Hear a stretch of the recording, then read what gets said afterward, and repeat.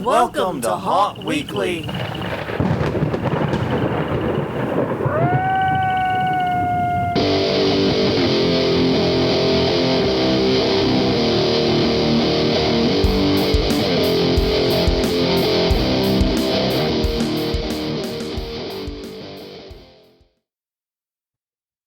Hello, everyone. I'm Jonathan. I'm Crystal. And this is Haunt Weekly, a weekly podcast for the haunted attraction, haunted entertainment community. Whether you're an actor, owner, or just plain aficionado, we aim to be a podcast for you. And we come to you this week with what has been one of the most research-intensive podcasts we've had in a long time. Yeah, and that's part of the reason it's late. It is actually a legitimate part of the reason it's late. Yeah. The other part, though, is we'll get into it in a minute. Yes, we will. But today we're going to be talking about two recent lawsuits filed by Russ McKamey of McKamey Manor fame, and it's important to note it's Russ McKamey filing the lawsuits for reasons we'll get into later as well. But yes, basically we'll be talking about those lawsuits, breaking down what he is suing for, some thoughts on it, some generalizations, basically a lot's going on in this episode. But if you don't want to hear us talk about that, and I do not fucking blame you. No, I would skip this one if I could. Yes, I would too, honestly, but I felt like, well, we'll get into why. But anyways, if you want to skip this one, please feel free. There's plenty of other Haunt Weekly out there. 300 and 436 other episodes. That's not even counting the guest spots we did on other podcasts. Yeah, no. So please check out all of our stuff at hauntweekly.com, Haunt Weekly on Twitter, Haunt Weekly on Facebook, and youtube.com/hauntweekly. Please check us out there. And if you don't want to do this podcast, I do not blame you. You have an easy out and permission to skip from me. Because everybody needs that. Everyone needs that. We're giving you complete permission to still be a supreme Haunt Weekly fan and skip this episode. Yeah. Totally cool. Totally understand.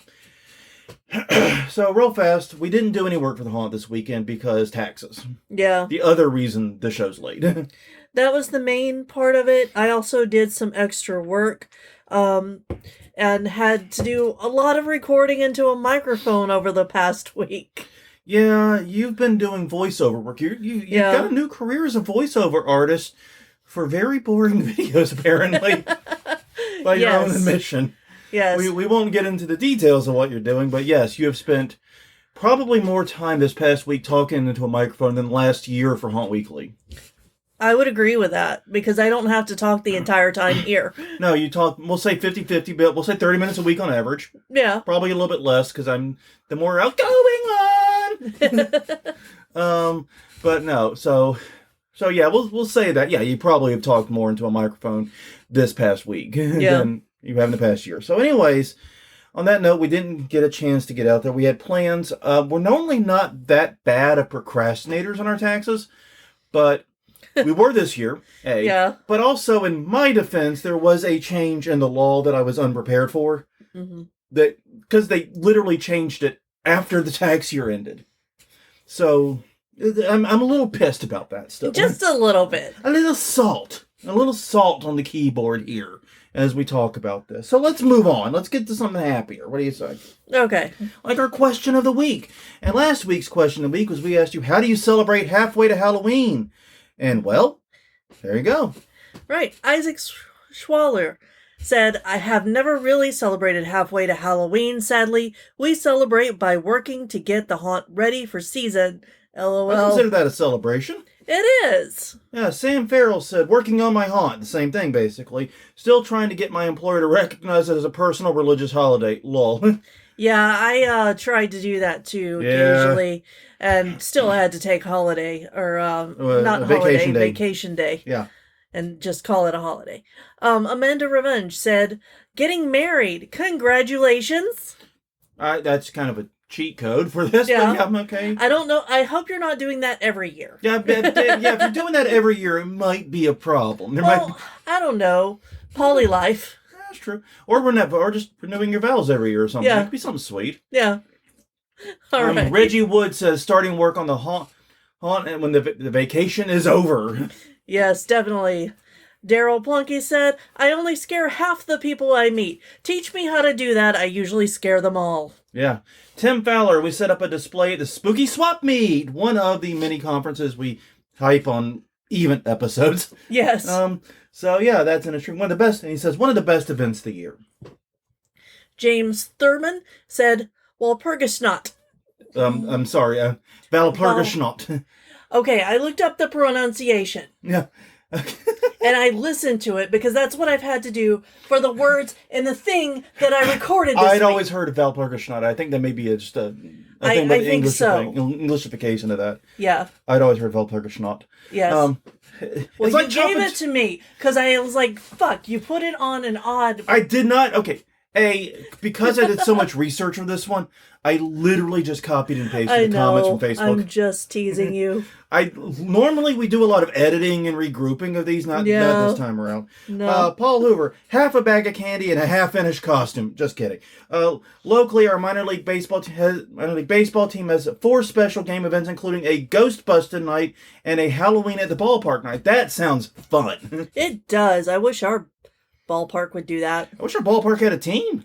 Yeah, I was just, that's why I paused. I'm like, wait a minute. We don't even have a team. We don't have a team anymore. We got fucked, man. We have gay softball. They should do it. Yeah, they should do it, yeah. But yeah, the Shrine on Airline does not have a team anymore. Halfway to Halloween Expo, run an event called Halfway to Halloween. I mean, there it is. Kind of in the fucking name. Yeah. Just saying.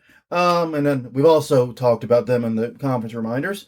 And finally, Lost Souls Haunted Bus Tour, the Halfway to Halloween Party, which we've been seeing lots about, the upcoming charity event for Haunters Against Hate. Yes, I would love to go to that. I would love to go to that too, but I don't think it's practical right now. Yeah, Chicago just seems to be getting more awesome. Well, yeah, but now that Paul moved there, I mean...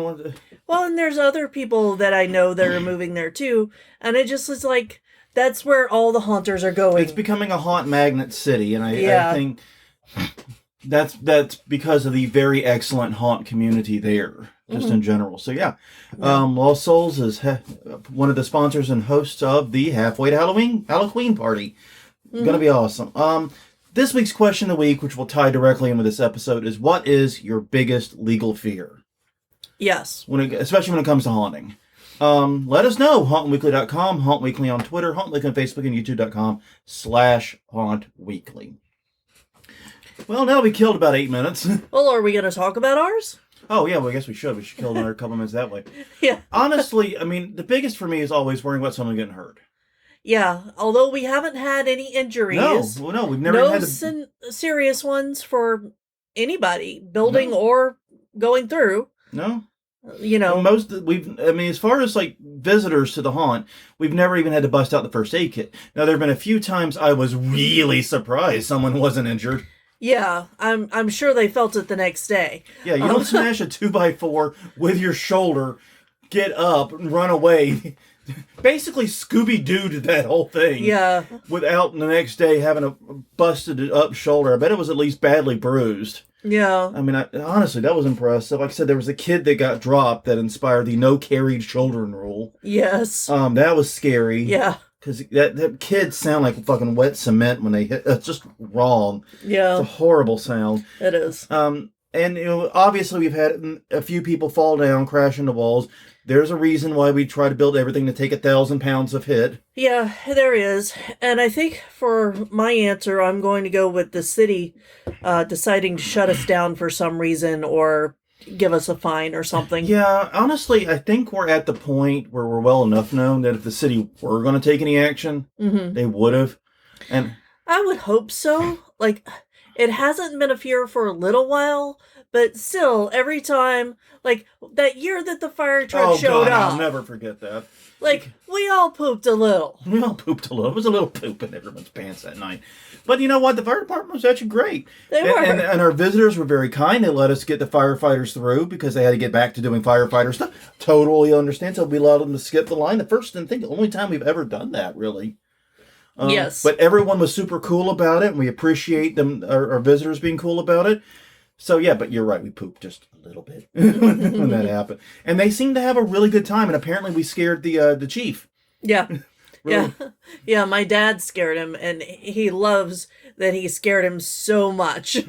Yeah, apparently got him. So, that was pretty awesome. We went from being, we pooped our pants a little to, hey, this is awesome. Yeah. Like that. Mm-hmm. So, yeah, what is your greatest legal fear? Let us know. All the places I've listed. I'm not doing it again. No. Because we do have to get to this week's main topic, and we want to do a bunch of disclaimers before we get into this. Oh, my God. This episode's like half disclaimers. I wish I were joking.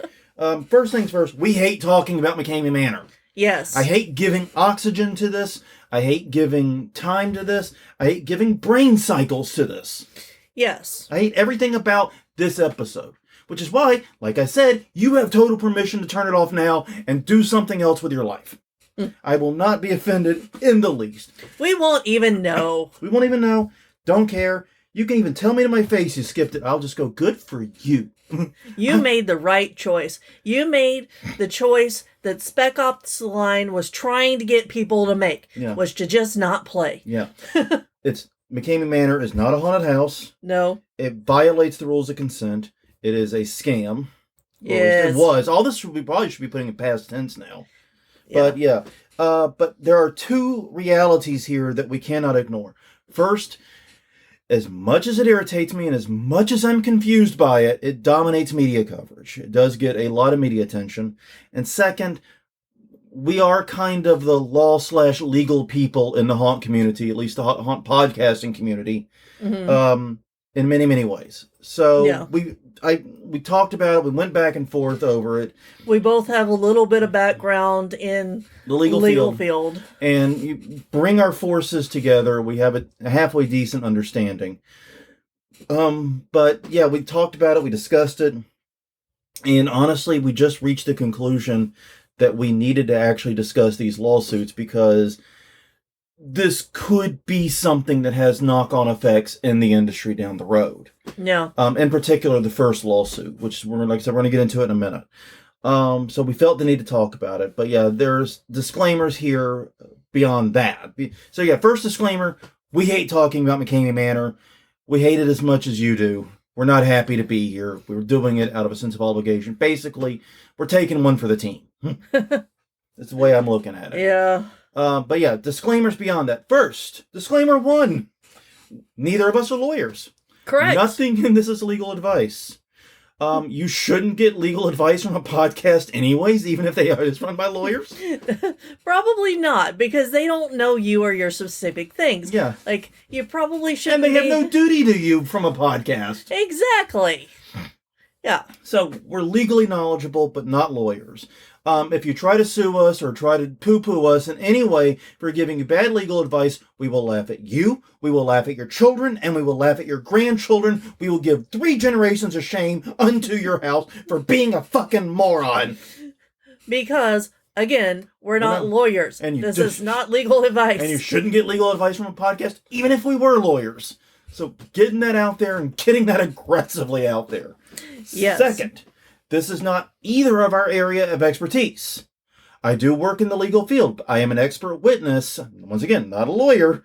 I'm an expert witness, but I am in the plagiarism, copyright, and IP space with some First Amendment law and journalism law in general, which does come into play, but it's not the focus here. So, yeah, I'm not an expert on, these Computer Fraud and Abuse Act, the 5th, 4th, 1st, I'm more familiar with the First Amendment, but 4th and 5th Amendment, I don't know. I had to look up which amendments those were. Well, actually, no, I didn't have to look up the 5th, because Dave Chappelle made sure I will always remember which one is the 5th. Thank you, Dave Chappelle, for making sure I remember that one until my dying days. So yes, please take everything with an additional pound of salt because of that. Mm-hmm. And third, and this is a weird one, we have not seen the documentary at the center of a lot of this. No, because we talked to people who had seen it, the trusted friends, people that we know personally. They watched it. They said, yeah, you don't need to watch it. And it's kind of funny because the reason they said not to watch it was because they said it was just more pro-McKamey hype bullshit, basically. Yeah. Which makes what's coming later fucking hilarious. Yeah, I was surprised that this happened. Because, and And I was even more surprised because when the documentary was being worked on, I mean, hey, we now know that Russ McKamey didn't participate in it, obviously, but he was talking about it like it was a positive thing before it came out. Yeah. He was talking about it and hyping it up like, yeah, we got some big shit going down soon. It's going to be great, you know. We're going big. Yeah, I was very surprised by news surrounding that.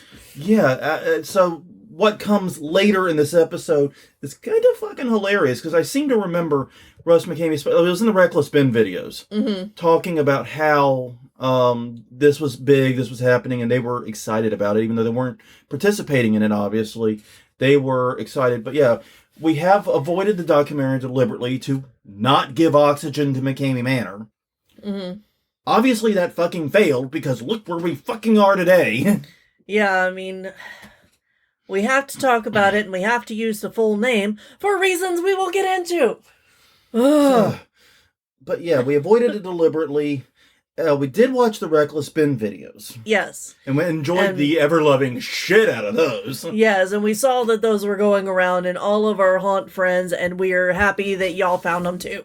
I am so happy that those got at least some attention. Not as much as the Hulu documentary, but they did get some good attention. But once again, we've not seen the Hulu documentary.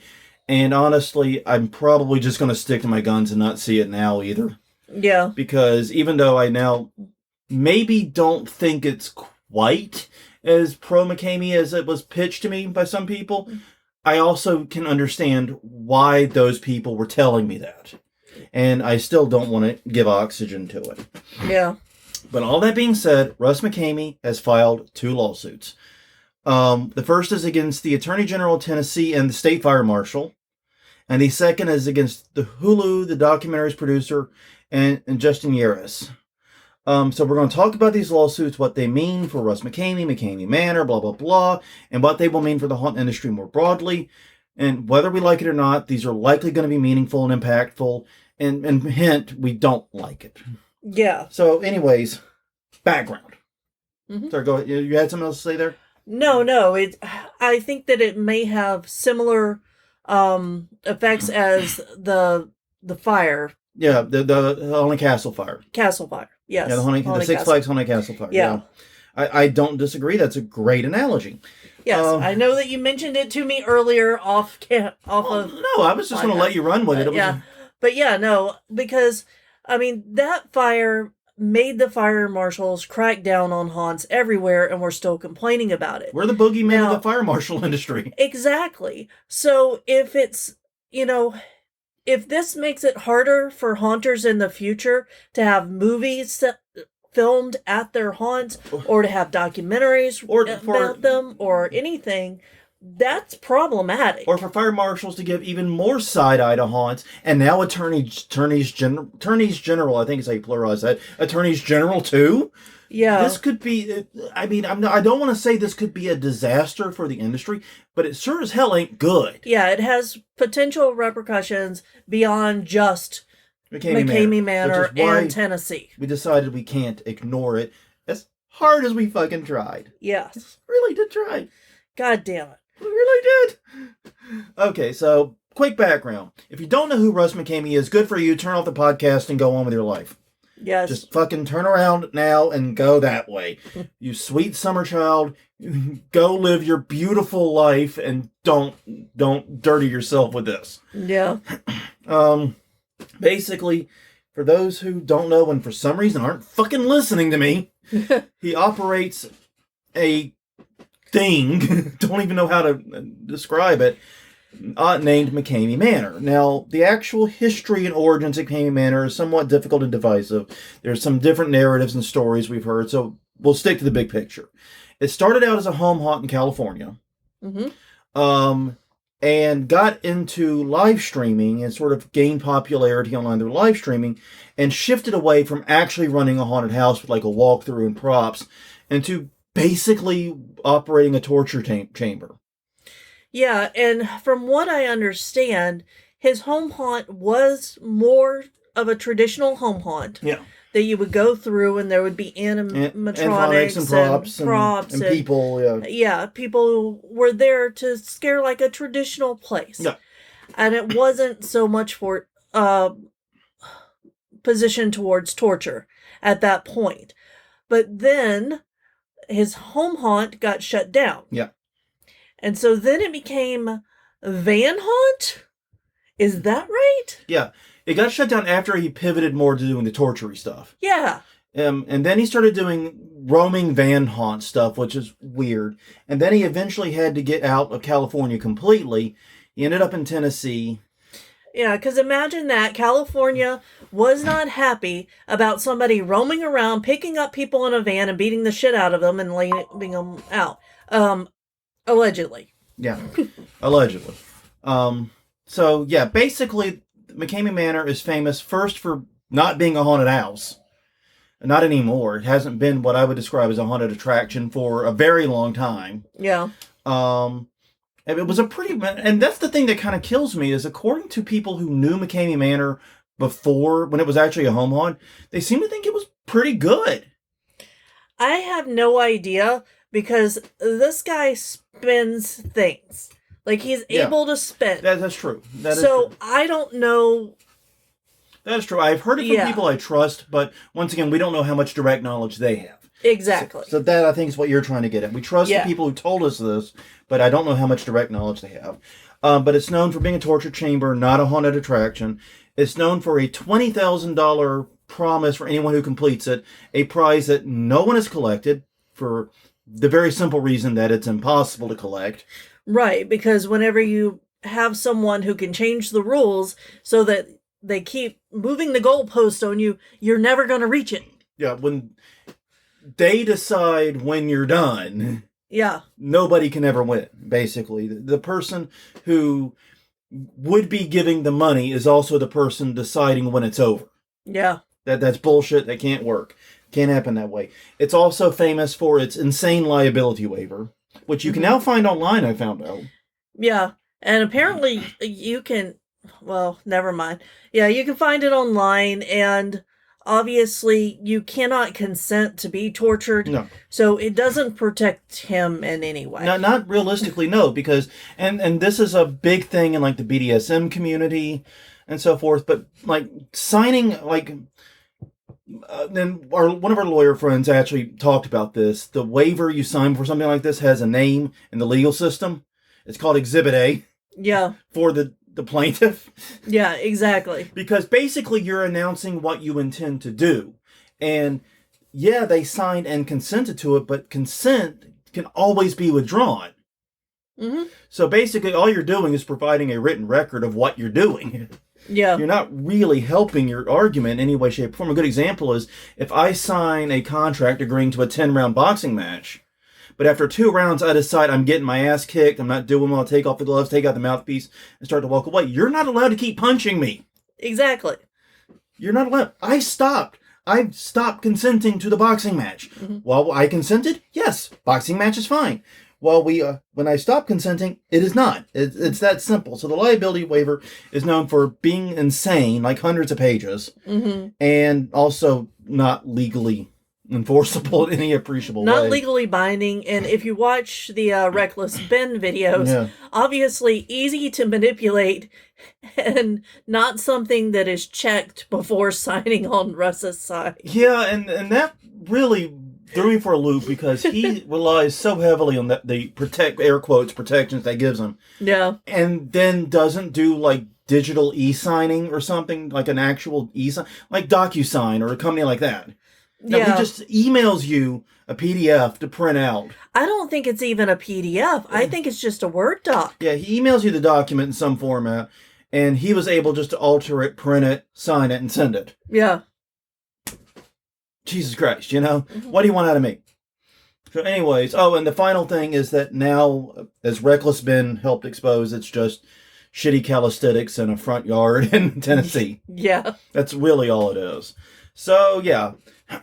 Now, the haunt has been featured in a bunch of documentaries over the years, including the Haunters one that we talked about eons ago. We're not going into that right now. We don't have time. Right. But the most relevant for us right now is the 2023 Hulu documentary, Monster Inside, and the Reckless Ben videos. Though I've got to say, I'm a little surprised Reckless Ben, Danny, and the people involved in that have not been sued that I'm aware of. They're not in this case in any way. Right. As far as I know, they haven't, but I do know that there are some videos that we haven't watched yet from them. Yeah. And they were mentioning being in talks with attorneys. Yeah. But it may have just been people that they know. I don't know how formal that was, or if it was in response to something that Russ did. Yeah, we're not fully caught up on those, admittedly. But these lawsuits do not involve reckless abandon in any way, shape, or form. And so there are two cases, and we're going to take them one at a time because they're very different cases, and their potential impacts on the industry are very different. So now that we're 25 minutes in, we get to talk about the actual cases themselves. The first is against the Tennessee Attorney General and the State Fire Marshal. Basically, the Hulu documentary was released in October 2023, right around Halloween. Mm-hmm. And shortly after its release, the Texas Attorney General on X/Twitter, of all places, basically made a public statement saying that he was investigating Russ McKamey and McKamey Manor. He sent them, basically their concerns were questions about business practices, possible violations of consumer protection laws, concerns over consent, no shit, and the fakeness of the aforementioned prize. Yeah. So basically he sent what is known as an RFI, a request for information, to McKamey, and told him that under Tennessee code, and provided the code, he was required to answer this RFI. Yes. So, what does McKamey do? And this was fairly basic questions, by the way, fairly fundamental shit. No legitimate business owner would have any trouble answering these questions. Russ McKamey, on the other hand, take it away, Crystal. Decided in January that he would respond to this formal request by pleading the fifth. The fifth! Thank Jesus you, Christ. Chappelle. Yeah. Fifth! What'd you do for a fifth? Sorry. Go ahead. Please go. Yeah. Yes. And he refused to provide the information or appear in person. Yeah. So he basically just said, nope. Nope, I'm going to plead the fifth. Not going to do it. Basically, and for those who don't know, the Fifth Amendment, or for those who don't know or don't watch Dave Chappelle, shame on you. I don't know, Dave Chappelle's gotten complicated recently. Exactly. I'm pretty, my little... There's some niggle in my brain. I don't know what it is. There's some little hook in my brain that's telling me that Dave, I shouldn't be pimping Dave Chappelle. Yeah. I've forgotten what it is, honestly. There's so many celebrities now, I've lost track. Yes. And we just watched that thing about Bill Cosby and Jesus Christ. We've only watched 2 episodes. There's like 6 more. Jesus Christ, there's more? Oh, yes. I didn't realize there was fucking so much more. Ah, fuck me. Okay, look, I've had enough of Bill Cosby's a shit stain. I get it. Yeah. I mean, I knew it, but now I really get it. Anyway, What the fuck are we talking about? Marshal McCamey, another shit stain. Jesus Christ. It's a shit stain episode. It's titled Shit Stain. But basically, the Fifth Amendment is your right against self-incrimination. So basically, nobody can force you to testify against yourself. Right. But that's kind of weird, but it's a right I believe in very strongly. It's a very important right.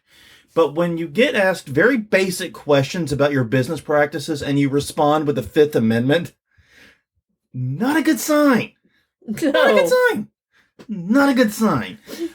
Basically, he was claiming that he was pressured to testify further, and he said that McKamey Manor is not a registered business in the state, and that the investigation could be used to prosecute him personally. Only if he did illegal shit, but, there's that, right? Yeah, there is. Now, at the same time the Attorney General started their investigation, the AG's office did, the fire marshal claims it got an anonymous tip. Now, he seems very suspicious about this anonymous tip. I would like to remind the court that, a lot of people watched this documentary. The idea that one of them picked up the phone and called in some random tip to the fire marshal office at the state of Tennessee is not out of the question. Yeah. That doesn't sound crazy at all to me. No. And, so part of this is that he thinks somebody's targeting him directly. Yeah, that's a lot of the theme here. Yeah. And I know it's coming in later, but we gotta talk about it a little bit now. Yeah. Because a lot of people saw that. A lot of people saw the Reckless Spin videos. there's no reason to think that one person called. I mean, it wasn't me. No. I'm pulling my shag and it wasn't me. Yeah, exactly. But it wasn't me. You have such current references. I know. Baby, man, like all my references are like 20 years old. If I get anything from 2005, that's as current as I get. I know Shaggy was in the 90s. Shut the fuck up. Anyway. Excuse me, I'm going to go apply for Medicare now. We didn't mention that we just got back from watching an hour and a half high school musical play. Not High School Musical. No, but not High School Musical. A play by a high school. A musical by a high school. Yes. It's a long story how this happened. And by that we know a high schooler. That's the story. Yeah. Anyway. What the fuck were we talking about? Jesus Christ. I don't know. We're off the rails. We just don't want to talk about this. We're just going to veer off into whatever countryside we can. We're talking about how your references are only 20 years old, and then you remembered that they're older than that. Okay. It wasn't me. Okay. But yes. But the targeting. And that, it was probably more than one person that actually reached out to the fire marshal. But yeah, I mean, okay. Maybe he is being targeted, but here's the thing. Nothing here is more targety than I've heard being done to other haunted attractions. No. I mean, remember the targeting the House of Shock used to get? Well, I was thinking more of the Chamber of Horrors. Yeah. And then connected to it, I was going to jump into that, was the Chamber of Horrors down the road from them. Yeah. Got very heavily targeted by the fire marshal. Yeah. Like literally knocking on the door, demanding to inspect anything like hours before opening. Yeah, I think once it was like 15 minutes before opening. It was crazy pants. Yeah, it was nuts. So we have seen way worse targeting, is what I'm saying, of haunted attractions that aren't like Hulu documentaries. Yeah, and that, actually were open multiple nights with multiple customers and turning a profit and, and all that stuff. We're like a business. But yeah, basically, says they got an anonymous tip. So it led to a search of the barn he was using for some of the scenes. Mm-hmm. And they found 4 code violations, each of which was a Class C misdemeanor. And however, they were not going to necessarily prosecute those. They just wanted him to sign a sworn affidavit that he will no longer use the barn for commercial purposes. It can only be used for storage under its current condition. Yeah. Which, I mean, it is a barn. Right. And the thing that he seems to be leaning heavily on is that he doesn't consider himself a business. Yeah. However, I don't know the laws there in Tennessee.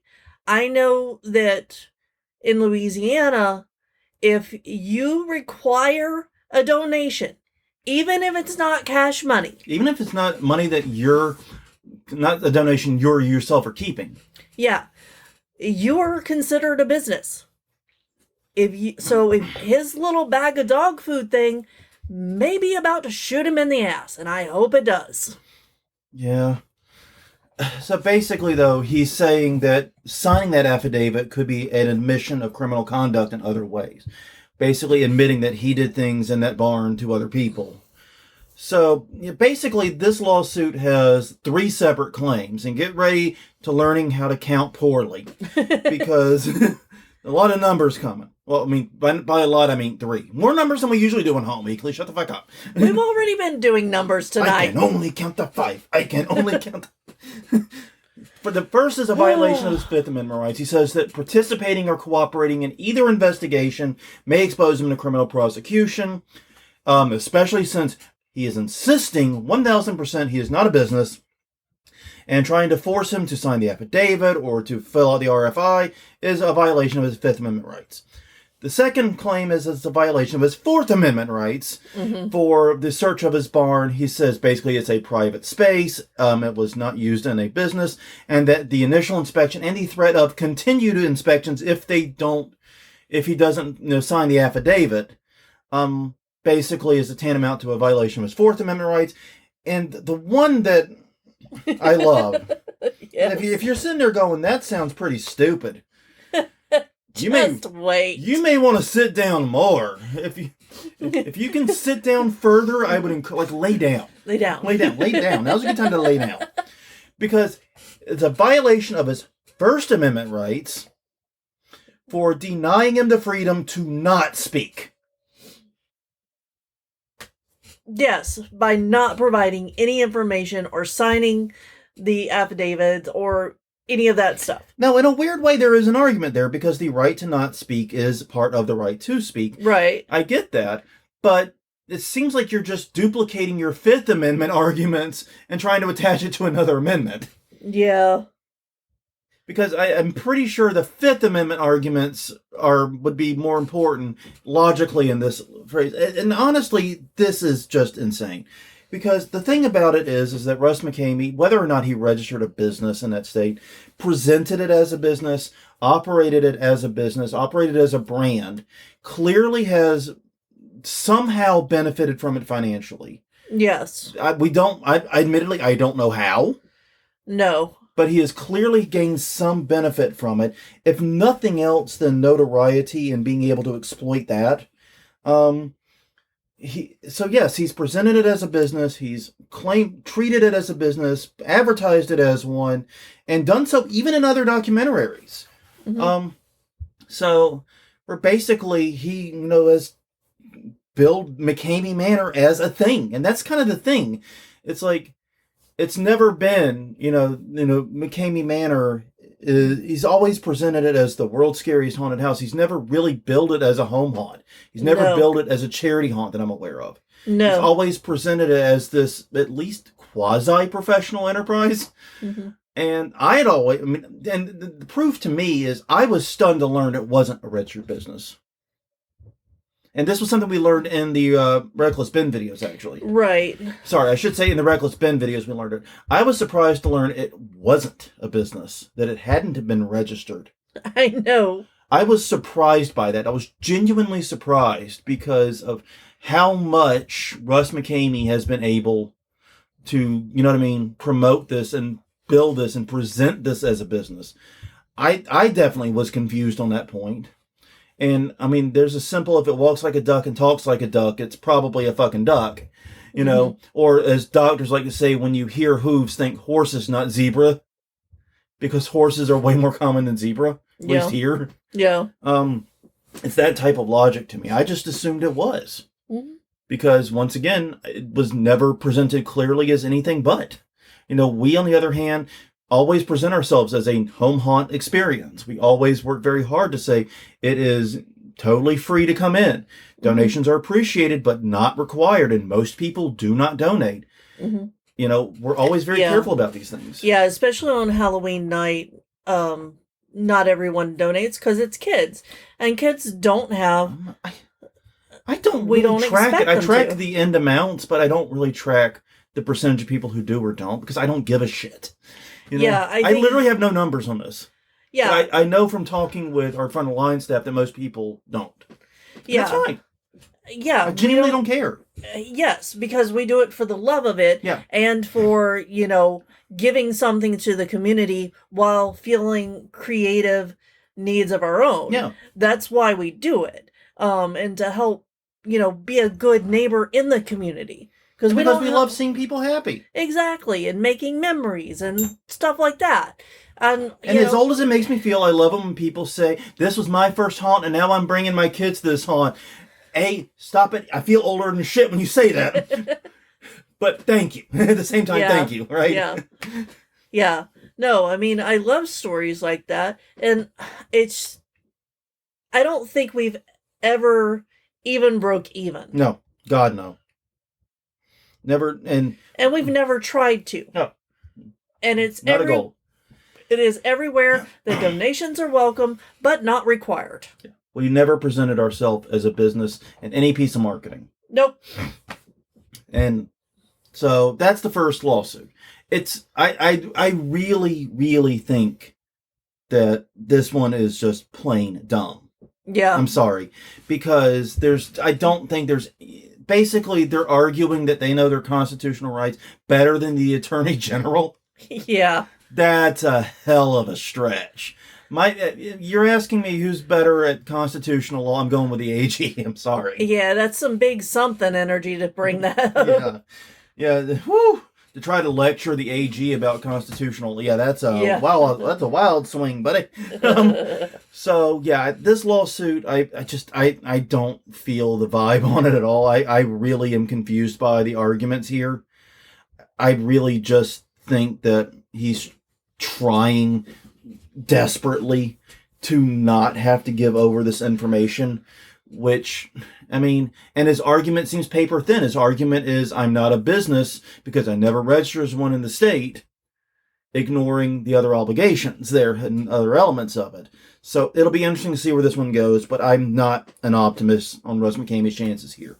I just hope that that this prodding of the AG doesn't hurt other haunts. Mm-hmm. Now, the second lawsuit is against Hulu, North of Now Studios, and Justin Yeris. North of Now Studios is the producer of the documentary. So basically, it's Hulu, the distributor, the streaming service of the documentary, North of Now Studios, the producers of it, and Justin Yeris, a participant of the documentary and the founder of the McKamey Manor Exposed / Truth About McKamey Manor Facebook group, which was heavily featured in the Reckless Ben videos. Mm-hmm. So he was in there. Now, I have bad news with this one, guys. Really bad news. I was not able to easily get my hands on the lawsuit itself. Mm-hmm. I was not able to. None of them. The first one, the lawsuit was in multiple of the stories. So right. It was easy to get, easy to download, no problem. I was not able to get this one. So we're going to have to base all of our coverage on the news articles, except for the fact I have a Pacer account. Motherfuckers, I spent $5 on this. Yeah. I expect you to join my Kickstarter and give me $5 in beer. We don't have a Kickstarter. That would be like it's a beer starter. A beer starter. Now, if we get a beer starter kit in the mail.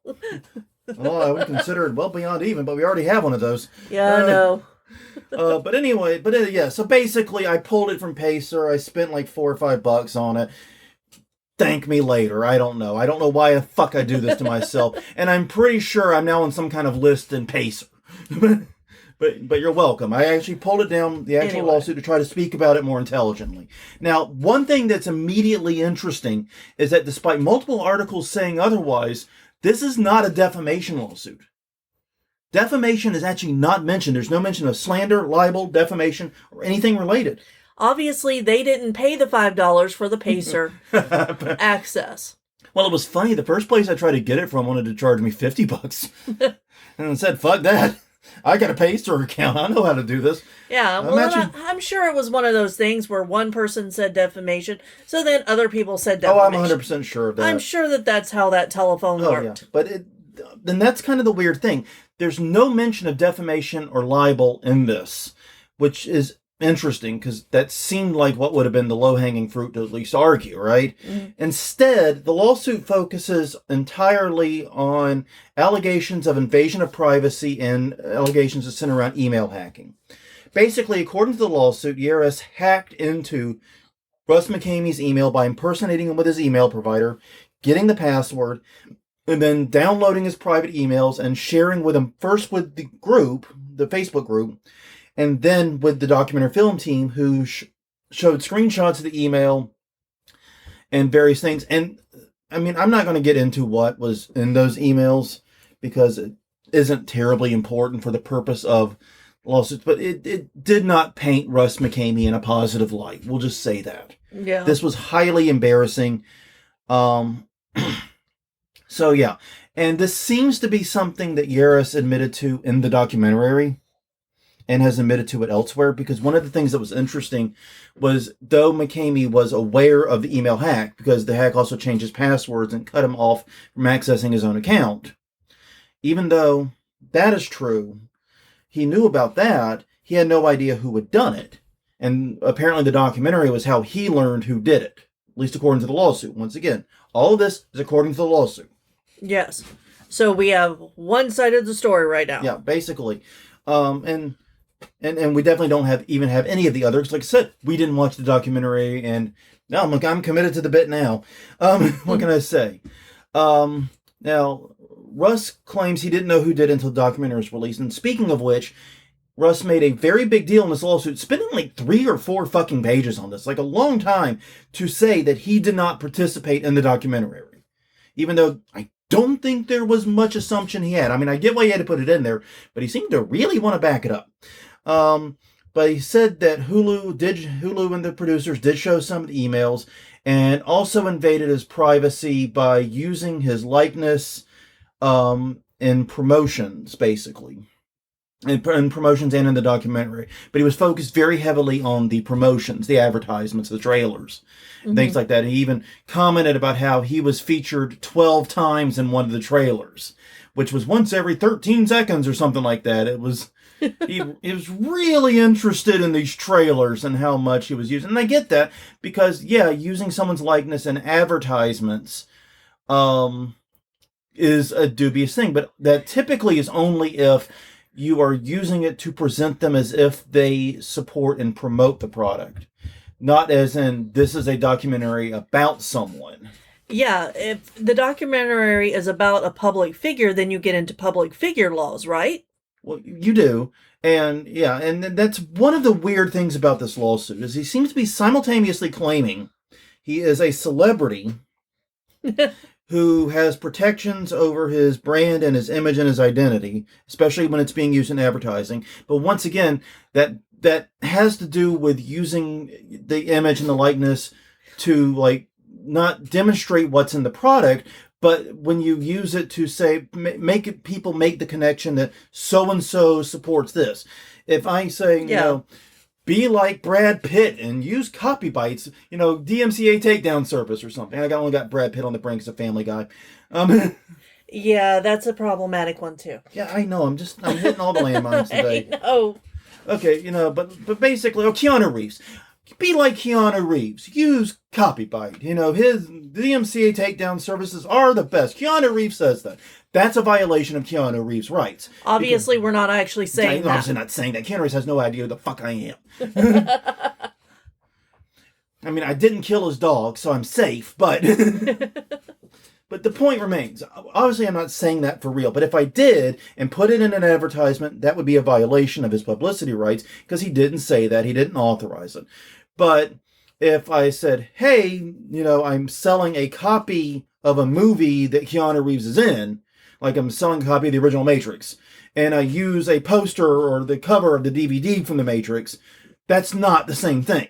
Right, because that's something that he was in. He started in it. He put his face to it. It's a movie that's featuring him, not necessarily that he's endorsing my DVD business. Right, and that gets into resale and all of that other stuff. Yeah, and it gets into a lot of other stuff. But basically speaking, typically, I don't think there was much confusion about Russ McKamey not supporting Hulu. Like, he wasn't promoting Hulu, which seemed to be the kind of weird tether he was making there, at least as I understood it. But basically, he was claiming there was an invasion of his privacy, both in terms of using his likeness and his image, and in terms of what they call intrusion upon seclusion, which is where he seems to be making the weird double argument here, that he's a celebrity, but he's also a private individual, and had a seclusion. Yeah, and I think that, if they look at these two lawsuits together... You're saying, oh, I'm not a business, I'm just a little home haunt, nobody knows about me, but wait, I'm a big celebrity and have a complete brand. And completely valuable, and Hulu gained subscribers because of my face. Yeah. It's the arguments, but not just within this lawsuit, but between the lawsuits, seem at odds with one another to me. They really do. That's my interpretation. Once again, not a lawyer, but they really do feel... like they're at odds to me. So he's suing for 4 things in this one. And there's actually way more counts, but a lot of the counts are connected to the same thing. So I'm simplifying. He's suing for violation of the Computer Fraud and Abuse Act and related acts to it. Basically, this is dealing with email hacking. He's suing for invasion of privacy, both related to the use of his likeness and the quote-unquote unreasonable breach into private life, which once again sounds... like a duality, especially since a lot of the footage of him was already public. I'm not really sure how that one goes, but whatever. He's also suing for the infliction of emotional distress and conspiracy. And those two are basically just connected to the first two. He is seeking a total of $8.3 million in damages. Now, the thing about it is, and I choke as I'm saying this, but I think he may unfortunately have a point on the Computer Fraud and Abuse Act stuff. Now, one thing to keep in mind is that email typically is not considered private, because email is basically the equivalent of sending a postcard through the mail system. Right. Everyone can look at it and read it as it goes from person to person, station to station, hand to hand. Email, unless you're one of the weirdos who encrypts all their email, which honestly, there was a weird time in the early 2000s internet where that was becoming a common thing. It just never reached critical mass. And because of that, all of our email is sent in clear text now. Anyone can scan it and read it. You know, kind of sucks. But I mean, that we just never really developed a system that both worked between different networks and was simple enough to use. Realistically, is the problem. And that really sucks. It would have been great. I think we could have had better privacy in our email, but we don't. So you don't treat email ever as private. Every time you send an email, assume that it could be on the front page of your local newspaper tomorrow. Because realistically, it could. Now, how many of you just freaked out a little bit? If you did, I'm sorry. But this is actual advice I got both from my attorney and my journalism law professor in college. Yeah. So I've heard this from two separate lawyers in my life, both of whom have some degree of obligation to tell me the truth, So something to think about. Basically, I've heard that exact line about assuming it could be on the front page of the newspaper tomorrow. Yeah, I believe it. I wonder if they were plagiarizing each other. No, they weren't. They were in two separate states. They don't know each other. Yeah. But anyways, but the point is that his email was hacked through deception. There's an argument to be made. And then, look, I get no joy in saying Russ McCamey may be right about something. But that may be something he's right on. Yeah, I guess we will just have to wait and see, because I see some strength and validity in those arguments. Mm-hmm. I plainly do. And I'm sorry. Now, the invasion of privacy and the use of his image, I'm not buying that. No, because he puts his image out there everywhere. Yeah, you don't get to try to become such a public figure. And once again, he even acknowledges openly working with other documentaries, even doing other projects like that. You don't get, on one hand, to try to be making yourself a public figure, and then when that publicity brings unwanted attention, claim you're a private figure. You can't do that. So this one's going to be an interesting one to play out from the hacking standpoint. I don't think the privacy ones, but I'm very interesting because, and I did not know this was something in the lawsuit, is Tennessee has its own laws about computer hacking that basically says anyone that enjoys the fruit of a computer hack, in this case that would be Hulu and the production company, is also liable as a separate act. So that's going to be, that I think there's an argument to be made. I do not agree with the hacking of his email account.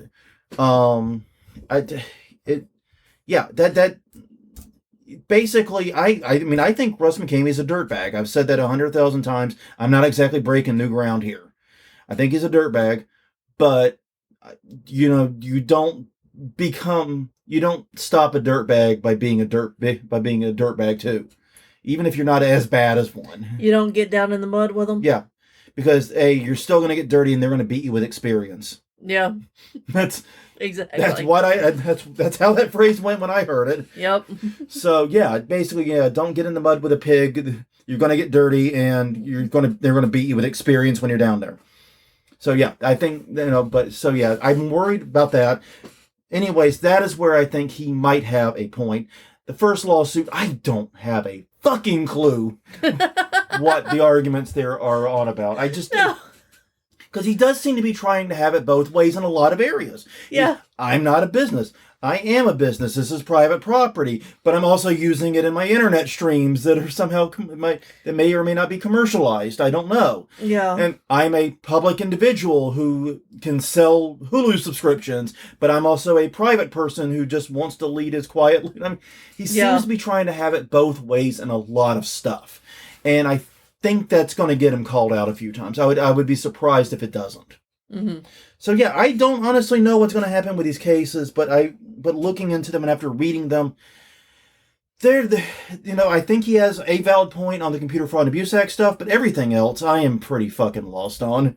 Yeah. I'm trying to understand the arguments here. Maybe he's playing 4D chess and I'm stuck in a 3D world. Maybe I'm the idiot here. But I don't know, man. I've got a lot of experience reading lawsuits and a lot of experience sort of seeing how they evolve over time. Admittedly, not in this space, but in general. And you just kind of get a vibe when a lawsuit is doomed. Mm-hmm. I kind of get that. I really get that vibe about the first one and about most of the second one, too. Yeah. Well, anyways, on that note, everyone, thank you very much for joining us. I'm sorry you had to sit through that. And for the wait. And for the wait, yeah, for being late. But please do check out more Haunt Weekly at hauntweekly.com, Haunt Weekly at Twitter, Facebook.com/HauntWeekly, YouTube.com/HauntWeekly, and wherever you get your finer podcast from, we are there. Until next time, though, I'm Jonathan. I'm Crystal. And we will see you all next week with not McKamey Manor, anything else. Just anything. I don't give a shit what else. And maybe something less difficult to research. I spent way too much time on this week. Yeah. You should have made that the question of the week. Yeah, what the fuck can I talk about next week? Bonus question of the week. What the fuck can I talk about next week that won't spend me 6 hours of my life on reading litigation? See you all then.